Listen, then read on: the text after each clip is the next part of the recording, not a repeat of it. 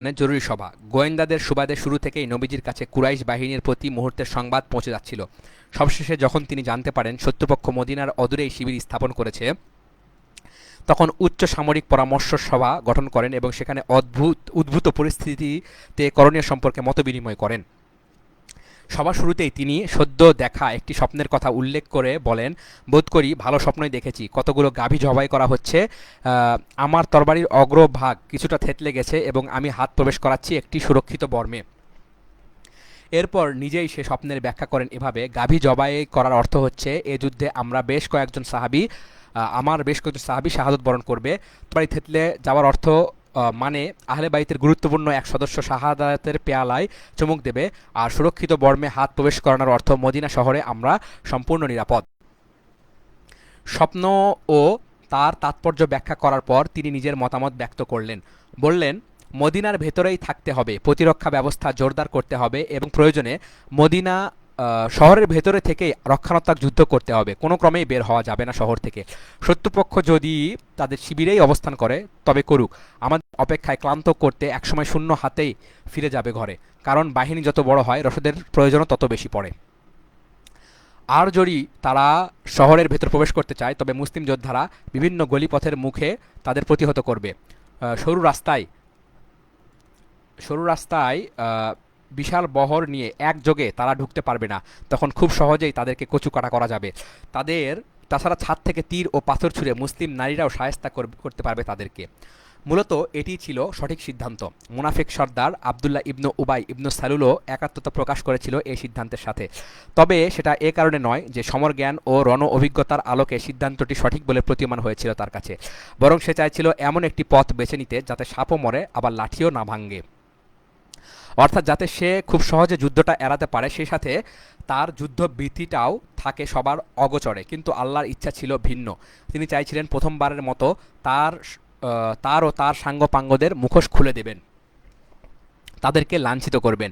ইসলামের নামে তারা যে কুফর ও নিফাকের চাষাবাদ করছে তা প্রকাশ করে দেবেন সবার সামনে, যাতে মুসলিমরা জানতে পারে চরম বিপদের সময়ও তাদের আস্তিনে লুকিয়ে থাকে অজস্র বিষধর সাপ, যেগুলো দংশনের জন্য ফনা তুলে উদ্যত থাকে সবসময়।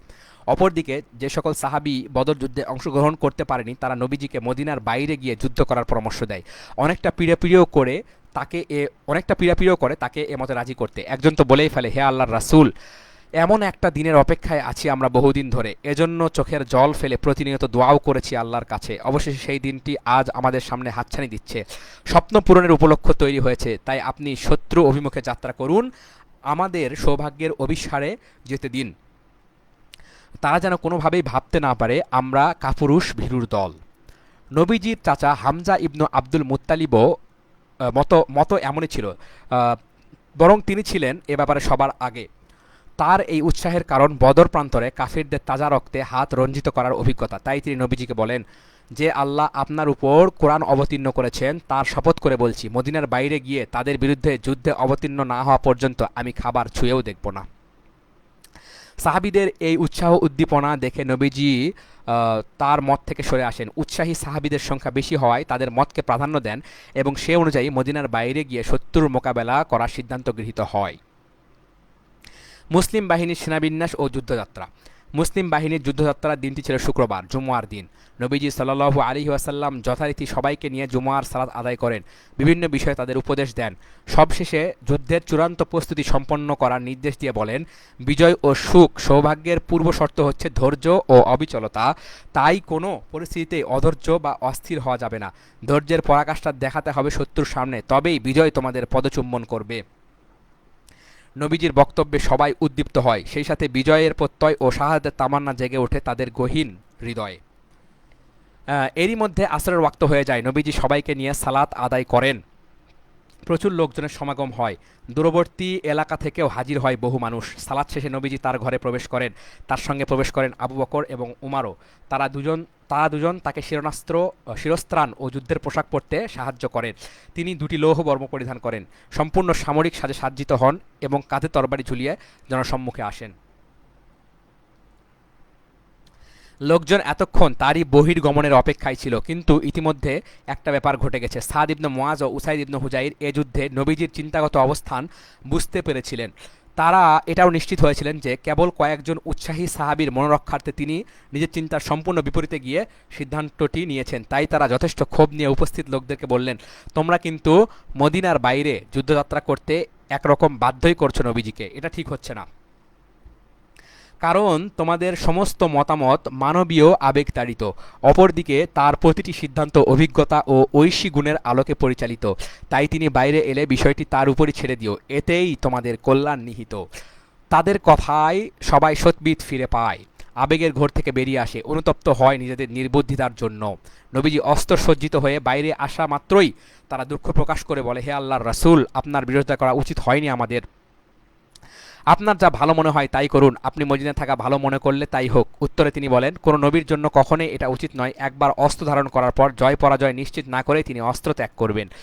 কথা বলে নবীজি সেনানী বিন্যাসে মনোযোগী হন এবং বাহিনীকে তিনটি ভাগে বিভক্ত করেন। এক, মুহাজির বাহিনী। এ বাহিনীর পতাকা তুলে দেন মুসআব ইবনু উমাইর আবদারির হাতে। দুই, আউস গোত্রের আনসার বাহিনী। এ বাহিনীর পতাকা বহন করেন উসাইদ ইবনু হুদায়ের। আউস গোত্রের কে? উসাইদ ইবনু হুদায়ের। আউস, উসাইদ। খাজাজ গোত্রের আনসার বাহিনী, এদের পতাকা তুলে দেওয়া হয় হুবাব ইবনে মুনজিরের হাতে। মূল বাহিনীতে মোট সৈন্য ছিল 1000। তাদের মধ্যে 100 বর্মধারী, 50 অশ্বারোহী, আর বাকি সবাই পদাতিক। সেনাবিন্যাসের পর আবদুল্লাহ ইবনে উম্মে মাকতুমকে মদিনার ভারপ্রাপ্ত দায়িত্বশীল নিযুক্ত করা হয়। এরপর নির্দেশ দেওয়া হয় যুদ্ধযাত্রার। মুসলিম বাহিনী মদিনাকে পেছনে ফেলে উত্তর দিকে চলতে শুরু করে। বর্ম পরিহিত দুই সাহাবী সাদ ইবনে মুআজ ও সাদ ইবনে উবাদা সুরক্ষা বলয় তৈরি করে নবীজির সামনে চলতে থাকেন। সানিয়াতুল বিদা অতিক্রম করার পর নবীজি সাল্লাল্লাহু আলাইহি ওয়াসাল্লাম লক্ষ্য করেন উন্নত অস্ত্রে সজ্জিত হয়ে আরও একটি দল তাদের সমান তালে উত্তর দিকে অগ্রসর হচ্ছে। তাদের সম্পর্কে জানতে চাইলে সাহাবীরা বলেন, এরা ইহুদি, খাজ্জাজের মিত্র, এরাও মুশরিকদের বিরুদ্ধে যুদ্ধ অংশ নিতে আগ্রহী। নবীজি জিজ্ঞেস করেন, এরা কি ইসলাম গ্রহণ করেছেন? সাহাবীরা উত্তর দেন, না। নবীজি বলেন, তবে আর মুশরিকদের বিরুদ্ধে কাফেরদের সাহায্য নেওয়ার দরকার নেই। যোগ্যতার নিরিখে বাছাই প্রক্রিয়া। শাইখান নামক স্থানে পৌঁছে নবীজি সাল্লাল্লাহু আলাইহি ওয়াসাল্লাম বাহিনীতে যোগ দেওয়া সৈন্যদের একবার পরখ করে নেন। এই সময় বয়সে ছোট ও যুদ্ধে অসমর্থ কিশোরেরা বাদ পড়েন। তাদের মধ্যে ছিলেন আবদুল্লাহ ইবনু ওমর ইবনুল খাত্তাব, ওসামা ইবনু জায়েদ, উসাইদ ইবনু জুহাইর, জাইদ ইবনু সাবিত, জাইদ ইবনু আরকাম, আরাবা ইবনু আউস, আমর ইবনু হাজম, আবু সাইদ আল খুদরি, জাইদ ইবনুল হারিসা আল আনসারি এবং সাদ ইবনু হাব্বা রাদিয়াল্লাহু আনহুম। অনেকে বারা ইবনু আজিবের নামও এদের সাথে উল্লেখ করেছেন, তবে সহিহুল বুখারীর একটি হাদিস থেকে প্রমাণিত হয় সেদিনের যুদ্ধে তিনি উপস্থিত ছিলেন। আচ্ছা, এখানে 1 নম্বর টিকা বলা হচ্ছে কোথায়? আচ্ছা, 1 নম্বর টিকাটি দেখব আমরা। এই যে 50 জন অশ্বারোহী, এটার ব্যাখ্যা ইবনু হাজার বলেন, এরা স্পষ্ট ভুল। মুসা ইবনু উকবা এ কথার উপর জোর দিয়ে বলেন, তাদের সাথে কোনো ঘোড়া ছিল না। ওয়াকিদি বর্ণনা করেন তাদের সাথে মাত্র 2টি ঘোড়া ছিল, একটি নবীজির, অপরটি আবু বুরদা রাদিয়াল্লাহু আনহুর। আচ্ছা, তারপরে দ্বিতীয় যে টিকা সেটা হলো সানিয়াতুল বিদা। সানিয়াতুল বিদা মদিনা শহরের প্রবেশদ্বার, সালা পর্বত সংলগ্ন উত্তর দিকে অবস্থিত। আচ্ছা, 3 নম্বর টিকা যেটা সেটা হলো মুশরিকদের বিরুদ্ধে কাফেরদের সাহায্য নেওয়ার দরকার নেই। ঘটনাটি উল্লেখ করে ইবনু সাদ বলেন, তারা ছিল বনু কাইনুকার ইহুদি, মানে যারা যুদ্ধে অংশগ্রহণ করতে চেয়েছিল। তবে এই অভিমত সঠিক নয়, কারণ এটা স্বীকৃত যে বদর যুদ্ধের পর তাদের দেশান্তর করা হয়। আচ্ছা, ব্যতিক্রম ছিলেন শুধু রাফি ইবনু খাদিজ ও সামুরা ইবনে জুন্দু। এরা ছোট হওয়া সত্ত্বেও নবীজি সাল্লাল্লাহু আলাইহি ওয়াসাল্লাম তাদেরকে সশরীরে যুদ্ধ করার অনুমতি দেন। রাফি তীর চালনায় খুবই দক্ষ, এ ব্যাপারে তার যথেষ্ট সুনামও ছিল, তাই খুব সহজেই তিনি অনুমতি পেয়ে যান। তার অনুমতির খবর শুনে সামুরা বলেন, আমি রাফির চেয়েও শক্ত সামর্থ্য, কুস্তিতে ওকে হারানো আমার জন্য সময়ের ব্যাপার মাত্র। এ বিষয়ে নবীজিকে জানালে তিনি তাদের দুজনকে সবার সামনে কুস্তি লড়তে বলেন। সামুরা ঠিকই রাফিকে ধরাশয়ী করে ফেলেন মুহূর্তের মধ্যে, ফলে তিনিও অনুমতি পেয়ে যান যুদ্ধে যাওয়ার। রাতের আধারে বিশেষ নিরাপত্তা। বাহিনী উহুদ ও মদিনার মধ্যবর্তী স্থানে পৌঁছালে সন্ধ্যা নামে। নবীজি যাত্রা বিরতি ঘোষণা করেন। রাত্রি যাপনের জন্য সেখানেই তাঁবু খাটাতে বলেন সবাইকে। মাগরিব ও ইশার সালাত সময় মতো পড়ে নেন। বিশ্রামে যাওয়ার আগে শিবিরের সুরক্ষার জন্য 50 জনের একটি টহল দল গঠন করেন। এ দলের নেতৃত্ব দেন মুহাম্মদ ইবনু মাসলামা আল আনসারি। এ মহান সাহাবী কাব ইবনু আশরাফ হত্যায়ও নেতৃত্ব দিয়েছিলেন বীরত্ব বিচক্ষণতার সাথে। এছাড়া জাকওয়ান ইবনু আব্দি কাইসকে নিযুক্ত করা হয় নবীজির বিশেষ রক্ষী হিসেবে। কাকে? জাকওয়ান ইবনু আব্দু কাইসকে। মুনাফিকদের বিদ্রোহ এবং সদল বলে বাহিনী ত্যাগ। পরদিন ভোরের আলো ফোটার আগেই নবীজি সাল্লাল্লাহু আলাইহি ওয়াসাল্লাম পথ চলা শুরু করেন। ফজর সালাত আদায় করেন শাওত নামক স্থানে এসে। এখান থেকে শত্রুর অবস্থান খুব বেশি দূরে নয়। পায়ের আঙ্গুলে ভর দিয়ে মাথা উঁচু করে তাকালেই একদল আরেক দলকে দেখতে পাবে, এতটুকু দূরত্ব। ঠিক এই সময় মুনাফিক সর্দার আব্দুল্লাহ ইবনে উবাই বেঁকে বসে। তার কথা, যেখানে আমার মতামত আমলেই নেওয়া হচ্ছে না, বরং অন্যদের কথা মতো মদিনার বাইরে এসে আত্মঘাতী যুদ্ধে ঝাঁপিয়ে পড়া হচ্ছে, সেখানে আমি কোন যুক্তিতে প্রাণ দিতে যাব? এভাবে ক্ষোভ ঝাড়ার পর সে প্রায় 3 ভাগ সৈন্যের 1 ভাগ সৈন্য নিয়ে মদিনায় ফিরে যায়। বলার অপেক্ষা রাখে না, সে নিছক তার মতামত গৃহীত না হওয়ায় বাহিনী ত্যাগ করেনি। এটাই যদি দল ত্যাগের একমাত্র কারণ হতো, তবে সে মদিনায় থাকতেই আপত্তি জানাতে পারত। এতদূর আসার পর কোনো অর্থই ছিল না, এতদূর আসার কোনো অর্থই ছিল না, কিন্তু তা না করে শত্রুর তীর তরবারি একেবারে নাগালে এসে সাড়ম্বরে সরে পড়ার পিছনে নিশ্চয়ই গুরুতর কোনো দুর্বিসন্ধি আছে। আর সেটা হচ্ছে চরম সংকট তৈরি করে মনস্তাত্ত্বিক লড়াইয়ে মুসলিমদেরকে পরাজিত করা। এতে সৈনিকদের মাঝে বিভেদ ও বিভক্তি সৃষ্টি হবে, অনেকেই মুখ ফিরিয়ে নেবে যুদ্ধ থেকে। এরপরও যারা মাটি কামড়ে পড়ে থাকবে তাদেরও মনোবল ভেঙে যাবে খানিকটা। অপরদিকে মুসলিম বাহিনীর এই আভ্যন্তরীণ অস্থিরতা দেখে শত্রুপক্ষের মনোবল বৃদ্ধি পাবে। পাশবিক উন্মত্ততায় তারা ঝাঁপিয়ে পড়বে মুসলিমদের উপর। এক নিমেষে নবীজি ও তার সহযোদ্ধাদের প্রাণ সংহার করবে, ফলে নিরাপদ ও নিষ্কণ্টক হবে তাদের নেতৃত্বের পথ। অনেকটা সফল হয় তার এই প্রচেষ্টায়। তার প্ররোচনা সম্পূর্ণ হতোদ্যম হয়ে পড়ে মুসলিমদের দুটি দল, একটি আউসের বনু হারিসা, অপরটি খাজরাজের বনু সালামা। মুনাফিকদের চটকদার কথায় প্রভাবিত হয়ে এরাও মদিনায় ফিরে যাওয়ার কথা ভাবে। কোন কোন দল? আউসের বনু হারিসা এবং খাজরাজের বনু সালামা। পরক্ষণে অবশ্য আল্লাহ তাআলা তাদের মনোবল বাড়িয়ে দেন, তারা ঘুরে দাঁড়ায় এবং অবিচল থাকে যুদ্ধে যাওয়ার সিদ্ধান্তে। এ প্রসঙ্গে আল্লাহ তাআলা বলেন, তোমাদের দুটি দল পিছু হটার সিদ্ধান্ত নেয়, অথচ আল্লাহ ছিলেন তাদের উভয়ের অভিভাবক। বস্তুত আল্লাহর উপরই ভরসা করতে হয় মুমিনদেরকে। এই নাজুক পরিস্থিতিতে জাবির রাদিয়াল্লাহু আনহুর পিতা আব্দুল্লাহ ইবনে হারাম ভাবেন, শত্রুর মুখে এসে দলত্যাগের এই সিদ্ধান্ত মুসলিমদের জন্য বিব্রতকর, অন্যদিকে মুনাফিকদের জন্য আত্মঘাতী। কারণ মুসলিমরা মরে গেলেও বেঁচে যাবে, কিন্তু এরা বেঁচে গেলেও হেরে যাবে। এই চিন্তা থেকেই তিনি ছুটে যান ফিরে চলা মুনাফিকদের কাছে, নানাভাবে বোঝান তাদেরকে, যুদ্ধে অংশ নিতে উৎসাহিত করেন এবং দরদের সাথে বলেন, ফিরে এসো ভাইয়েরা, আল্লাহর পথে জিহাদ করো, শক্ত প্রতিরোধ গড়ে তোলো শত্রুর বিরুদ্ধে। কিন্তু তারা নির্লিপ্তভাবে জবাব দেয়, এটা সমতাপূর্ণ যুদ্ধ হলে আমরা অবশ্যই তাতে অংশ নিতাম, এভাবে ফিরে যেতাম না তোমাদের রেখে। বাধ্য হয়ে আব্দুল্লাহ ইবনে হারাম তখন এই বলে ফিরে আসেন, হে আল্লাহর দুশমনেরা, আল্লাহ তোমাদের ধ্বংস করুন, তোমাদের আর দরকার হবে না, আল্লাহই তার নবীর জন্য যথেষ্ট। এসব মুনাফিকের ব্যাপারে মহান আল্লাহ পবিত্র কোরআনে বলেন, দুই দল পরস্পরের মুখোমুখি হওয়ার দিন তোমাদের উপর যে বিপর্যয় নেমে এসেছিল সেটা ছিল আল্লাহরই নির্দেশে। আর আল্লাহ তা করেছিলেন মুমিনদের যাচাই করার পাশাপাশি মুনাফিকদেরও শনাক্ত করার জন্য। তাদেরকে বলা হয়েছিল, এসো তোমরা আল্লাহর পথে যুদ্ধ করো কিংবা অন্তত প্রতিহত করো। তারা বলেছিল, এটা সমতাপূর্ণ যুদ্ধ হলে আমরা অবশ্যই সঙ্গ দিতাম। সেদিন তারা ইমানের তুলনায় কুফরের বেশি কাছে ছিল। হুমলিল কুফরি ইয়ামাইদিন আকরামিনহুল ইমান। তাদের অন্তরে যা নেই তাই তারা মুখে বলে, তারা যা গোপন করে তা আল্লাহ ভালো করেই জানেন। এক অন্ধ মুনাফিকের চরম দৃষ্টতা। মুনাফিকরা দলত্যাগের পর নবীজি সাল্লাল্লাহু আলাইহি ওয়াসাল্লাম অবশিষ্ট 700 সৈন্য নিয়ে শত্রু বাহিনীর দিকে অগ্রসর হন। উহুদের সিংহভাগ এলাকা জুড়ে শত্রু সেনাদের উপস্থিতি থাকায় তিনি সাহাবীদের বলেন, এ পথে অগ্রসর হলে টহলরত শত্রুদের দৃষ্টি এড়ানো যাবে না, তারা দেখে ফেলবে খুব সহজেই, আর এটা মোটেও সমীচীন হবে না এই মুহূর্তে। তাই তোমরা কি আমাকে এমন পথের সন্ধান দিতে পারো যে পথ ধরে আমরা নিরাপদে পৌঁছে যাব উহুদের নিষ্কণ্টক পাদদেশে? আবু খাইসামা নামের এক সাহাবী বলেন, হে আল্লাহর রাসূল, আমি পারবো। নবীজি বলেন, তবে আর দেরি কেন, চলো এক্ষুনি। অনুমতি পেয়ে আবু খাইসামা বনু হারিসার বাগান ও শস্যক্ষেতের মাঝখান দিয়ে বয়ে চলা সংক্ষিপ্ত পথ ধরে এগিয়ে যান। এ পথটি শত্রু দলকে পশ্চিমে ফেলে সোজা গিয়ে মিলিত হয়েছে উহুদ পাহাড়ের সাথে। প্রতিমধ্যে মিরবা ইবনু কাইজির বাগান তাদের সামনে পড়ে। মিরবা ছিল এক অন্ধ মুনাফিক। সে মুসলিম বাহিনীর আগমন টের পেয়ে উত্তেজিত হয়ে ওঠে, তাদের চোখে মুখে ধুলোবালি নিক্ষেপ করতে শুরু করে এবং বলতে থাকে, তুমি আল্লাহর রাসূল হয়ে থাকলে আমার এ বাগান অতিক্রম করার অনুমতি নেই তোমার। তার এই ধৃষ্টতা সহ্য হয় না সাহাবীদের। তারা তাকে হত্যা করতে তরবারি কোষমুক্ত করে, কিন্তু নবীজি তাদের বাধা দিয়ে বলেন, থাক, ছেড়ে দাও, সে শুদ্ধ অন্ধই নয় বরং নির্বোধ। এ কথা বলে নবীজি সামনে অগ্রসর হন। উহুদের পাদদেশবর্তী উপত্যকা শেষ প্রান্তে গিয়ে অবস্থান নেন। উহুদের সানুদেশ পিছনে রেখে মদিনার দিকে মুখ করে শিবির স্থাপন করেন। শিবিরের এই কৌশলগত অবস্থানের কল্যাণে শত্রুপক্ষ মুসলিম বাহিনী এবং মদিনার সাধারণ মুসলিমদের মাঝখানে পড়ে যায়। পাহাড় চূড়ায় নবীজির অভিনব যুদ্ধ কৌশল। শিবির স্থাপনের পর নবীজি সাল্লাল্লাহু আলাইহি ওয়াসাল্লাম সেনানিবাসে মনোযোগী হন। তাদেরকে ক্ষুদ্র ক্ষুদ্র দলে ভাগ করেন। অরক্ষিত ও ঝুঁকিপ্রবণ জায়গাগুলোতে সৈন্য সমাবেশ তৈরি করে সদা প্রস্তুত থাকতে বলেন তাদেরকে। এর বাইরে বাছাই করা 50 জন তীরন্দাজের দক্ষ একটি বাহিনী গঠন করেন। আব্দুল্লাহ ইবনু জুবায়ের ইবনে নোমান আল আনসারিকে বানান তাদের দলনেতা। এই বাহিনীটিকে তিনি কানাত উপত্যকার দক্ষিণ প্রান্তে অবস্থিত একটি পাহাড়ে শক্তভাবে অবস্থান নিতে বলেন।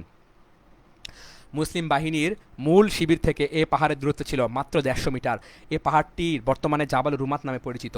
নবীজি পাহাড় চূড়ায় তীরন্দাজ বাহিনী মোতায়েনের উদ্দেশ্য ব্যাখ্যা করে তাদের সেনাপতিকে বলেন, পেছনের দিকের ওই গিরিপথের ভেতর দিয়ে শত্রুপক্ষের অশ্বারোহী বাহিনীর অনুপ্রবেশ ঘটতে পারে, তাই ওদিক থেকে তারা যেন কিছুতেই আমাদের উপর আক্রমণ করতে না পারে। তীরবর্ষণের মাধ্যমে তাদেরকে পিছু হটতে বাধ্য করবে। আর একটা কথা, আমাদের জয় হোক কিংবা পরাজয়, তোমরা এক চুলো নড়বে না তোমাদের নিজ নিজ অবস্থান থেকে। এরপর তিনি তীরন্দাজ সেনাদের বললেন, আমাদের পেছন দিক তোমরা সামলাবে। তোমরা যদি দেখো আমাদের হত্যা করা হচ্ছে, তবু আমাদের সাহায্যে এগিয়ে আসবে না, এমনকি আমাদেরকে গনিমত সংগ্রহ করতে দেখলেও তাতে অংশ নেবে না। বিষয়টি সহিহুল বুখারীতে স্থান পেয়েছে এভাবে, যদি দেখো পাখি আমাদের ছো মেরে নিয়ে যাচ্ছে, তবু তোমরা তোমাদের অবস্থান থেকে এক চুলো নড়বে না যতক্ষণ না আমি তোমাদের ডেকে পাঠাই। অথবা যদি দেখো আমরা শত্রু বাহিনীকে পরাজিত করেছি এবং ধুলোয় মিশে দিয়েছি তাদের দম্ভ, তবু তোমরা এখান থেকে এক কদমও সরবে না। কেবল আমি যখন তোমাদের আসতে বলবো তখনই তোমরা আসবে। পাহাড়ের যে চোরাপথ দিয়ে শত্রুপক্ষের অশ্বারোহীদের আক্রমণের আশঙ্কা করা যাচ্ছিল, এই গুরুত্বপূর্ণ সামরিক নির্দেশনার মধ্য দিয়ে সেটিও বন্ধ হয়ে যায়। এতে মুসলিম বাহিনীর নিরাপত্তা বৃদ্ধি পায় এবং তারা পূর্ণ মনোযোগ নিবন্ধ করার অবসর পায় শত্রুদের দিকে। তীরন্দাজ বাহিনীকে পাহাড়ের চূড়ায় মোতায়েন করার পর নবীজি অবশিষ্ট সৈনিকদের শ্রেণীবিন্যাসে মনোযোগী হন। ডান ও বাম বাহুর প্রদান করা হয় যথাক্রমে মুনজির ইবনু আমর ও জুবাইর ইবনুল আওয়ামকে। তাদের সহযোগী হিসেবে থাকেন মিকদাদ ইবনু আসওয়াদ, আর সম্মুখ সারিতে অবস্থান নেন অভিজ্ঞ ও বীর মুজাহিদরা, যাদের এক একজন শক্তি ও বুদ্ধিতে হাজার জনের সমান। নবীজি সাল্লাল্লাহু আলাইহি ওয়াসাল্লামের এই সেনাবিন্যাস ছিল অত্যন্ত সূক্ষ্ম ও কৌশলপূর্ণ। এই একটিমাত্র যুদ্ধই তার সমরজ্ঞান ও সামরিক অভিজ্ঞতা প্রমাণের জন্য যথেষ্ট। পৃথিবীর কোনো কমান্ডারের পক্ষে এর চেয়ে সূক্ষ্ম ও কৌশলপূর্ণ প্রতিরক্ষা পরিকল্পনা করা সম্ভব নয়। তিনি যুদ্ধক্ষেত্রে শত্রুবাহিনীর পরে উপস্থিত হয়েও তার বাহিনীর জন্য সামরিক বিবেচনায় সবচেয়ে সেরা জায়গাটি নির্বাচন করেন, কারণ তার অবস্থান ক্ষেত্রের পেছনে ও ডানে রয়েছে সুউচ্চ উহুদ পাহাড়। পেছন দিক সংলগ্ন বামেও একই অবস্থা, তবে এ পাশে একটি গিরিপথ চোখে পড়ে। তীরন্দাজদের দিয়ে সেটা বন্ধ করে পুরো বাহিনীটিকে নিয়ে এসেছিলেন একটি সুরক্ষা বলয়ে। এছাড়াও শিবির স্থাপনের জন্য তিনি অপেক্ষাকৃত উঁচু জায়গা নির্বাচন করেন, যাতে অনাকাঙ্ক্ষিত পরাজয় ঘটলেও সৈনিকরা পালিয়ে না গিয়ে সানুদেশে এসে আশ্রয় নিতে পারে।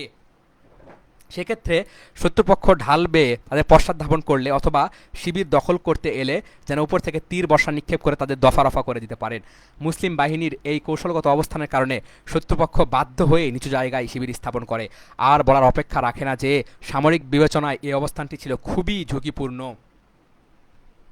কারণ তারা বিজয়ী হলেও খুব বেশি সুবিধা করতে পারবে না। ঢালু বেয়ে উপরে উঠে মুসলিমদের সমূলে বিনাশ করা অথবা গনিমত সংগ্রহ করা সম্ভব হবে না তাদের পক্ষে।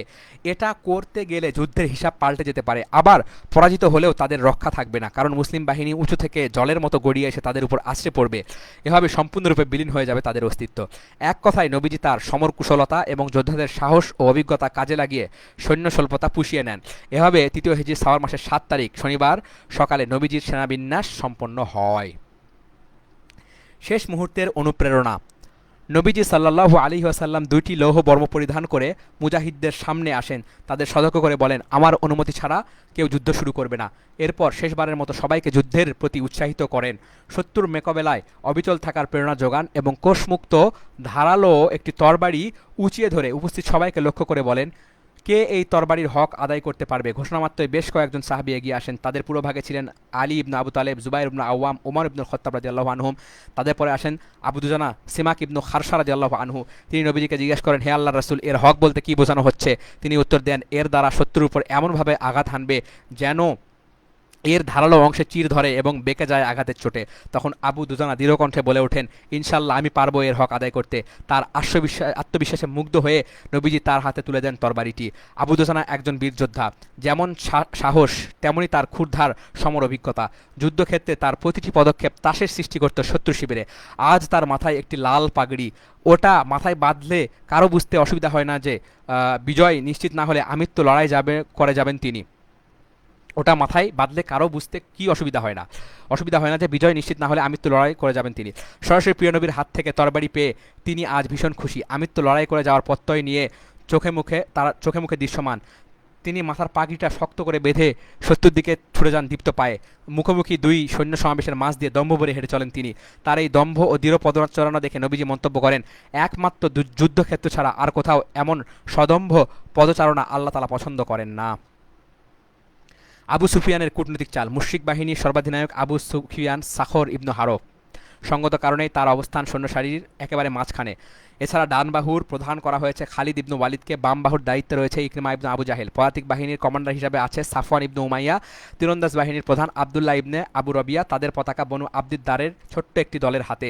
এটা তাদের উত্তরাধিকার সূত্রে পাওয়া গত্যীয় মর্যাদা। কুসাই ইবনু কিলাবের উত্তরাধিকারী বনু আব্দে মানাফ, তাদের উত্তরাধিকার বন্টনকালে এ মর্যাদা প্রাপ্ত হয়। পূর্বে এ বিষয় নিয়ে আলোচনা করা হয়েছে। পতাকা নিয়ে বিবাদ করার অনুমতি নেই কারো, কারণ পূর্বপুরুষদের সময়কাল থেকে বনু আব্দিদ্দারের জন্য এ অধিকার সংরক্ষিত। প্রজন্ম পরম্পরায় তারা পেয়েও আসছে এটা। এরপরও আবু সুফিয়ান বদর যুদ্ধে ঘটে যাওয়া বিষাদময় পরাজয়ের কথা তাদেরকে স্মরণ করিয়ে দেয় এবং এদিকেও ইঙ্গিত করে যে বদরের দিন যে বিপর্যয় নেমে এসেছ তার অনেকটা দায় একা বনু আব্দিদ্দারের, কারণ সেদিন যুদ্ধের পতাকা ছিল তাদেরই প্রতিনিধি নজর ইবনু হারিসের হাতে। সে মুসলিমদের হাতে বন্দী হওয়ায় চূড়ান্ত বিপর্যয় নেমে আসে। আবু সুফিয়ান তাদের মধ্যে ক্রোধ, প্রতিহিংসা ও যাত্রাভিমান উস্কে দিতে বলে, হে বনু আব্দিদ্দার, বদরের দিন আমাদের পতাকা তোমাদেরই হাতে ছিল। সেদিন তোমাদের কারণে আমাদের উপর যে বিপর্যয় নেমে এসেছিল নিশ্চয় তোমরা তা ভুলে যাওনি। এরপরও তোমাদের ঐতিহ্যগত মর্যাদা রক্ষার্থে আমরা আবারও তোমাদের হাতে পতাকা তুলে দিচ্ছি। তাই এবার যেন ভুল না হয়।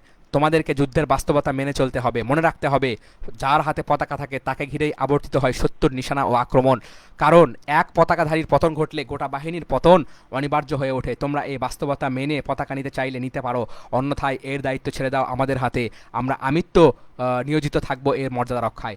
আবু সুফিয়ানের উদ্দেশ্য সফল হয়। তার কথায় বনি আব্দিদ্দার ক্রোধে ফেটে পড়ে এবং এই প্রতিজ্ঞা ব্যক্ত করে যে পতাকার মর্যাদা রক্ষায় তারা আমিত্ব লড়াই করবে, প্রয়োজনে জীবন দেবে। তাদের দেহ মাটিতে লুড়িয়ে পড়লেও তারা পতাকা উড্ডীন রাখবে বুকের উপর। এমনই ইস্পাত কঠিন প্রত্যয়ে উদ্দীপ্ত হয়ে তারা আবু সুফিয়ানকে বলে, কি করে ভাবলে আমাদের বংশীয় মর্যাদা তোমাদের হাতে সঁপে দেব? রাত পোহালে দেখতে পাবে পতাকার মর্যাদা রক্ষায় শত্রুর সাথে আমরা কি আচরণ করি। তারা তাদের কথা রেখেছে। যুদ্ধের চরমতম সময়েও তাদের হাতে পতাকা দেখা যাচ্ছিল, একটুও আঁচড় লাগতে দেয়নি পতাকার গায়ে। অবশ্য তাদের প্রাণত্যাগ করতে হয়েছে একে একে সবাইকে। আচ্ছা, মুসলিম শিবিরে বিভেদের অপচেষ্টা। যুদ্ধ শুরু হওয়ার ঠিক আগ মুহূর্তে কুরাইশরা মুসলিম শিবিরে বিভেদ ও বিশৃঙ্খলা সৃষ্টির প্রয়াস চালায়। আবু সুফিয়ান এই বলে আনসারদের কাছে লোক পাঠায়, তোমরা নিরাপরাধ, নির্বিরোধী, তোমাদের সাথে আমাদের কোনো বিবাদ নেই। আমরা তোমাদের রক্ত ঝরাতে চাই না, তাই তোমরা সরে দাঁড়াও আমাদের ও আমাদের বংশের লোকদের মাঝখান থেকে। কিন্তু আনসারদের পর্বত প্রমাণ ইমানের সামনে তাদের এই অপচেষ্টা ব্যর্থ হয়। তারা আবু সুফিয়ানের এই প্রস্তাব অবজ্ঞার সাথে ফিরিয়ে দেয় এবং দূতকে এমন জবাব দিয়ে ফেরত পাঠায় যা ছিল তার জন্য খুবই অপমানজনক ও বিব্রতকর। যুদ্ধের সময় ঘনিয়ে আসে, উভয় দল পরস্পরের মুখোমুখি হয়ে দাঁড়ায়। কুরাইশরা তখন তাদের শেষ চালটি চালে। আবু আমের নামক এক কুচক্রীকে আনসারদের কাছে পাঠায়। তার প্রকৃত নাম আব্দু আমর ইবনু সাইফি। ইসলাম পূর্ব যুগে তাকে রাহিব বা সন্ন্যাসী নামে ডাকা হতো, কিন্তু তার নবীজি তার নাম দিয়েছিলেন ফাসিক বা পাপাত্তা। জাহিলি যুগে সে আউসের গোত্রপ্রধান ছিল। ইসলামের আহিবা তার গলায় কাটা হয়ে বিধে সে প্রকাশ্যে নবীজির শত্রুতায় নামে হিংসায় জ্বলে পুড়ে মদিনা ছেড়ে মক্কায় পাড়ি জমায়। কুরাইশদের কাছে গিয়ে নবীজির বিরুদ্ধে কুৎসা রটনা করে, মুসলিমদের বিরুদ্ধে ষড়যন্ত্রের জাল বনে এবং কাফিরদের প্ররোচিত করে তাদের বিরুদ্ধে যুদ্ধে নামতে। সে কুরাইশদের এই আশ্বাসও দেয়, তার গোত্রের লোকেরা তাকে দেখা মাত্রই তার দলে ভিড়বে, তাকে সঙ্গ দেবে কিংবা অন্তত বিরত থাকবে তার মিত্রদের বিরুদ্ধে যুদ্ধ করা থেকে। কুরাইশদেরকে দেওয়া এই আশ্বাস বাস্তবায়নের সময় হয়েছে। তাই সে কয়েকজন হাবশি গোলাম ও মক্কার স্থানীয় সৈন্য নিয়ে কুরাইশদের প্রতিনিধি দল হিসেবে মুসলিম শিবিরের দিকে এগিয়ে আসে। তারপর স্বগতের সামনে নিজের পরিচয় তুলে ধরে বলে, প্রিয় আউস, আমি আবু আমির, তোমাদের প্রিয় ভাজন, তোমরা আমার দলে চলে এসো, পরিত্যাগ করো মুসলিমদের। প্রতি উত্তরে তারা বলে, তুমি পাপিষ্ঠ, আল্লাহ তোমার অমঙ্গল করুন, তুমি যেন দুচোখে ভালো কিছু দেখতে না পাও কোনোদিন। নিজের লোকদের থেকে এমন উত্তর কেউই আশা করে না কখনো, তাই ভীষণ হতাশ হয়ে যায় সে, মানসিকভাবে ভেঙে পড়ে। উপায় না দেখে ব্যর্থ মনোরথে ফিরে আসে মুশরিক বাহিনীর কাছে। এ সময় সে মন্তব্য করে, আমার অবর্তমানে মতিভ্রম ঘটেছে আমার সম্প্রদায়ের। পরে যুদ্ধ শুরু হলে মুসলিমদের বিরুদ্ধে তার আক্রোশ ঝাড়ে, তাদের উপর পাথর বৃষ্টি নিক্ষেপ করে। এভাবে কুরাইশদের শেষ কূটচালচিও মুসলিমদের ঐক্যে ফাটল ধরাতে ব্যর্থ হয়। তাদের এসব অপচেষ্টা ও কূটকৌশল থেকে বোঝা যায় বিপুল সৈন্য ও পর্যাপ্ত রসদ সত্ত্বেও মুসলিমদের ভয় তাদেরকে ভিতর থেকে খুবলে খাচ্ছিল। কুরাইশদের মনোবল বৃদ্ধিতে নারীদের ভূমিকা। আবু সুফিয়ানের স্ত্রী হিন্দা বিনতে উতবার নেতৃত্বে নারীরা তাদের দায়িত্ব পালন করে যাচ্ছিল। তারা সৈন্য সারির ভেতরে ঘুরে ঘুরে দপ বাজাচ্ছিল, কবিতার ছন্দে সৈনিকদের উত্তেজিত করে তুলছিল, গানও ধরছিল তাদের মধ্যে যুদ্ধের উন্মাদনা সৃষ্টি করতে। এতে যুবকদের যুদ্ধস্পৃহা যেমন বৃদ্ধি পাচ্ছিল, তেমনি জেগে উঠছিল তাদের আত্মমর্যাদা ও গত্যভীতি। তারা একবার তাদের পতাকা বাহিধারীদের সম্বোধন করে বলছিল, পশ্চাৎ ভাগের দায়িত্বরত হে বনু আব্দিদ্দার, প্রচণ্ড বিক্রমে করো শত্রুদের শিবির চুরমার। আবার নিজ গোত্রের লোকদের উত্তেজিত করার লক্ষ্যে বলছিল, সামনে জাগালে জড়াবো বুকে, পেতে রাখবো বিছানা, পিছু হটলে হারাবে মোদের, কখনো ফিরে পাবে না। দ্বৈরথ যুদ্ধ, উভয় দল এখন পরস্পরের মুখোমুখি, সংঘাতের চরম মুহূর্তটি সমুপস্থিত। দ্বৈরথ যুদ্ধে কে আগে অবতীর্ণ হবে সেটাই ভাবছে উভয় শিবির। এমন সময় মুশরিকদের পক্ষ থেকে এগিয়ে আসে তালহা ইবনু আবি তালহা আবদারি। তার এক হাতে পতাকা, আরেক হাতে উন্মুক্ত তরবারি। সে কুরাইশের বিখ্যাত বীর যোদ্ধা, অশ্ব ও তরবারি চালনায় সিদ্ধহস্ত, কিন্তু মুসলিমরা তাকে রাম ছাগল বলে ডাকে। সে উঠে সাওয়ার হয়ে যুদ্ধক্ষেত্রে অবতরণ করে এবং বীর দর্পে সম্মুখ যুদ্ধের আহ্বান জানায় মুসলিমদেরকে। তার উন্মত্ততা দেখে মুসলিম বাহিনী মুহূর্তের জন্য ভাবনায় পড়ে যায়, কিন্তু পর মুহূর্তে জুবাইর রাদিয়াল্লাহু আনহু ক্ষুধার্ত সিংহের মতো ঝাঁপিয়ে পড়েন তার উপর। কোনো কিছু বুঝে ওঠার আগেই তাকে ধরাশয়ী করে ফেলেন এবং এক আঘাতে তার শরীর থেকে মাথা আলাদা করে ফেলেন। জুবাইর রাদিয়াল্লাহু আনহু তালহা ইবনে আবু তালহা আবদারিকে কি করে, ঘায়েল করে। তালহা ইবনু আবি তালহার হুঙ্কারে সেদিন কোনো সাহাবি ভীত সন্ত্রস্ত হয়নি, বরং মুসলিম শিবির থেকে বীর দর্পে বেরিয়ে আসেন আব্দুল আলী ইবনে আবি তালিব। শুরু হয় তুমুল যুদ্ধ, আঘাত প্রতিহর করে পাল্টা আঘাতে নরাধমকে জাহান্নামে পাঠিয়ে দেন। ইবনে ইসহাক বর্ণনা করেন, তালহা ইবনে আবি তালহাকে হত্যা করেছেন আবি ইবনে আবি তালিব। আবার কেউ কেউ বলেছেন সাদ ইবনে আক্কাসের কথা। সিরাতুল হালাবিয়া গ্রন্থেও আলী রাদিয়াল্লাহু আনহুর কথা উল্লেখ আছে। তবে তালহা ইবনে আবি তালহার আগে মুশরিকদের আরেকজন সৈন্য মুসলিমদের সেনাদের মল্লযুদ্ধে চ্যালেঞ্জ ছুড়ে দেয়। তাকে প্রতিহত করতে এগিয়ে যান জুবাইর ইবনুল আওয়াম এবং হত্যা করেন। লেখক হয়তো তার কথাই বলতে চেয়েছেন, আল্লাহ ভালো জানেন। নবীজি এই প্রশান্তদায়ক দৃশ্য দেখে অত্যন্ত আনন্দিত হন, সমস্ত স্বরে তাকবীর বলে ওঠেন। সঙ্গে সঙ্গে মুসলিম শিবিরেও গর্জে ওঠে তাকবীর ধ্বনি। নবীজি জুবাইর রাদিয়াল্লাহু আনহুর ভূয়সী প্রশংসা করেন এবং তার সম্পর্কে বলেন, প্রত্যেক নবীজিরই একজন সহচর থাকে, আমার সহচর হচ্ছে সেই জুবাইর। পতাকা বাহকদের নির্মম মৃত্যু। দ্বৈরথ যুদ্ধের পর সংঘাত ছড়িয়ে পড়ে উভয় পক্ষের সৈন্য শিবিরে। মুশরিকদের পতাকা ঘিরে শুরু হয় রীতিমতো মহাপ্রলয়। সেই প্রলয়ে বনি আব্দুদ্দারের সেনাপতি ও পতাবাহক তালহা ইবনে আবি তালহা নিহত হয়। তারপরে পতাকা বহনের ভার দেওয়া হয় উসমান ইবনে আবি তালহাকে। সে নিচের কবিতাটি আবৃত্তি করতে করতে সামনে অগ্রসর হয়। হয় পতাকা ছিঁড়ে যাবে, নয় হবে রক্ত ভিজে একাকার, তবু পতাকাবাহী সম্মান অটুট রাখবে সেই পতাকার। হামজা ইবনু আব্দুল মুত্তালিব কাল বিলম্ব না করে নবাগত পতাকাধারীর উপর ঝাঁপিয়ে পড়েন, সজোরে আঘাত হানেন তার কাঁধ বরাবর। এতে তার কাঁধসহ গোটা হাত আলাদা হয়ে যায়, তরবারি পৌঁছে যায় হাড় পাঁজর চিরে একেবারে নাভি পর্যন্ত, ফুসফুস ও নাড়ি ভুঁড়িও বের হয়ে যায় সেই আঘাতে। এরপর পতাকা তুলে নেয় সেই তার ভাই আবু সাদ ইবনু আবি তালহা। মুহূর্তেই সে সাদ ইবনু আবি ওয়াক্কাসের তীরের নিশানায় পরিণত হয়। সাদ ইবনু আবি তালহাকে কে জাহান্নামে পাঠায়? সাদ ইবনু আবি ওয়াক্কাস রাদিয়াল্লাহু আনহু। তীর বিধে গিয়ে তার কণ্ঠ নালিতে, ফলে জিহ্বা সামনের দিকে বেরিয়ে আসে এবং সেখানেই ঢলে পড়ে মৃত্যু হয় তার। কোনো কোনো ঐতিহাসিকের মতে আবু সাদ ময়দানে এসে দ্বন্দ্বযুদ্ধের আহ্বান জানালে আলী রাদিয়াল্লাহু আনহু এগিয়ে আসেন। উভয়ে একে অপরের উপর তরবারির আঘাত হারে। আলীর তরবারির আঘাতে আবু সাদ নিহত হয়। এরপর পতাকা তুলনায় মুসাফি ইবনু তালহা ইবনু আবি তালহা, কিন্তু সেও বেশিক্ষণ টিকতে পারে না। আসিম ইবনু সামেদ ইবনে আবি আকলার নিক্ষিপ্ত তীরে সে নিক্ষিপ্ত হয়। তারপর পতাকা যায় তার ভাই কিলাব ইবনু তালহা ইবনু আবি তালহার হাতে। অমনি জুবাইর ইবনু আওয়াম রাদিয়াল্লাহু আনহু তার উপর ঝাঁপিয়ে পড়েন এবং মুহূর্তের মধ্যে তাকে পাঠিয়ে দেন জাহান্নামে। আচ্ছা, 2 নম্বর, কোনো কোনো বর্ণনায় আফলাহ উল্লেখ করা হয়েছে। কি সেটা? এই যে আসিম ইবনু সাবিদ ইবনে আবি আকলা, হ্যাঁ, আকলাকে কোনো কোনো বর্ণনায় কি বলা হয়েছে? আফলা বলা হয়েছে। তারপর পতাকা তুলে নেয় জিলাস ইবনে তালহা ইবনু আবি তালহা। তালহা ইবনু উবাইদুল্লাহর বর্ষার আঘাতে সে ঘটনাস্থলে মারা পড়ে। কারো মতে সে নিহত হয় আসিম ইবনু সাবিত ইবনে আবি আকলার তীরের আঘাতে। এই 6 জন নিহত, এই 6 জনের প্রত্যেকেই আবু তালহা আবদুল্লাহ ইবনু উসমান ইবনু আবদিদ্দার পরিবারের সদস্য। সবাই নিহত হয় মুশরিক বাহিনীর পতাকা সমুন্নত রাখতে গিয়ে। তারা সকলে নিহত হলে পতাকা তুলে নেয় বনু আবদিদ্দারের আরতাত ইবনু সুরাহবিল। আলী ইবনু আবি তালেব মতান্তরে হামজা ইবনু আব্দুল মুত্তালিব তাকে হত্যা করেন। সে মারা গেলে সুরাই ইবনু কারিস এসে পতাকা তুলে নেয়। কুজমান নামের এক লোক গিয়ে তাকে হত্যা করে। কুজমান মূলত একজন মুনাফিক, সে ইসলামের টানে লড়াই করতে আসেনি, এসেছিল বংশ মর্যাদা রক্ষার্থে। সুরাইর পর আবু জায়েদ কুজমান কি ছিল? মুনাফিক ছিল। সুরাইর পর আবু জায়েদ আমর ইবনু আব্দি মানাফ আবদারি পতাকা আগলে ধরে। কুজমান তাকেও হত্যা করে ফেলে। তারপর সুরাহবিল ইবনু হাশিম আবদিদ্দার এক পুত্র পতাকা তুলে নেয়, সেও নিহত হয় কুজমানের হাতে। কুজমান কিন্তু মুনাফিক, কিন্তু সে লড়াই মানে বংশমর্যাদা রক্ষার্থে লড়াই করেছিল, কিন্তু মানে কাকে মেরেছিল? কুরাইশদের মেরেছিল। মুশরিক বাহিনীর পতাকা বহন করতে গিয়ে এভাবে মৃত্যু একে একে বনু আব্দুদ্দারের 10 জন সদস্য নিহত হয়। পরে তাদের পতাকা বহনের মতো যোগ্য কেউ বিদ্যমান ছিল না সে গোত্রে। উপায় না দেখে তাদের এক হাবশি গোলাম এসে পতাকা তুলে ধরে। তার নাম ছিল সাওয়াব। সে যাতে গোলাম হলে বীরত্ব ও রণকুশলতায় তার মনিবদেরকেও ছাড়িয়ে গিয়েছিল।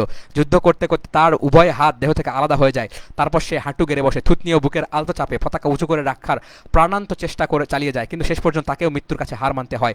মৃত্যুর আগ মুহূর্তে সে বলেছিল, হে আল্লাহ, আমি সর্বচেষ্টা করেছি, এখন আর কিছুই করার নেই আমার। সাওয়াব নিহত হওয়ার পর পতাকা মাটিতে লুটিয়ে পড়ে। তুলে ধরার মতো কেউ আর বাকি থাকলো না। আত্মবিশ্বাসে বলিয়ান এক মুসলিম সৈনিক। মুশরিকদের পতাকা ঘিরে চরমতম সংঘাতের যে অগ্নুৎপাত ঘটেছে তার লাভা ছড়িয়ে পড়ে গোটা রণাঙ্গন জুড়েই। মুসলিমরা বরাবরই ইমানের বলে বলিয়ান। ফলে মুশরিকদের উপর তাদের আক্রমণ বলতে গেলে মরুঝড় ও জলোচ্ছ্বাসের মতো, যার সামনে কোনো বাধি এক মুহূর্ত টিকতে পারে না। সেই জলোচ্ছ্বাস থেকে গম গম করে যে শব্দটি বেরোচ্ছিল তা হচ্ছে আমিত আমিত। ও যুদ্ধে ছিল এটিই মুসলিমদের সাংকেতিক ভাষা। আমিত আমিত অর্থ ধরো এবং মারো। আচ্ছা,